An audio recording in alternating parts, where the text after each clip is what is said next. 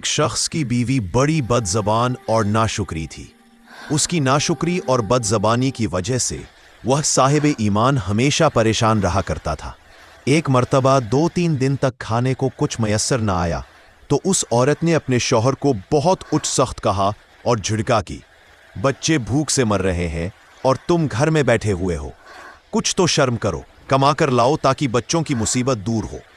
यह सुनकर शौहर ने कहा, खुदा की बंदी, रात को शोरो गुल ना मचा, सुबह मैं मजदूरी करने निकल जाऊंगा। जब सुबह हुई तो वह बेचारा मजदूरी की तलाश में निकला, लेकिन किसी ने उसे काम न दिया। सारे मजदूर काम पर चले गए मगर इस गरीब को किसी ने न पूछा।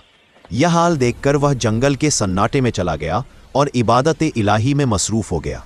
वह इशा तक वही रहा, फिर रात को घर आकर चुपके से सो गया। रात को औरत की आंख खुली तो बोली, मियाँ अब तक कहाँ थे और कमाकर क्या लाए? शौहर ने कहा, जिसकी मैंने मजदूरी की वह बड़ा रहीम व करीम है, उसने कल उजरत देने का वादा किया है। यह सुनकर औरत झल्लाकर बोली, हमारे बच्चे भूख से बेहाल है और तुम वादे करते फिरते हो। अगले दिन वो फिर मजदूरी की तलाश में निकला मगर उस दिन भी किसी ने उसे ना पूछा। बेचारा फिर जंगल में जाकर इबादत में मशगूल हो गया। इशा तक रोते हुए अपने रब के हुजूर गड़गड़ाता रहा। रात को वापस आया तो औरत फिर चीख कर बोली, 2 दिन की मजदूरी लाए हो?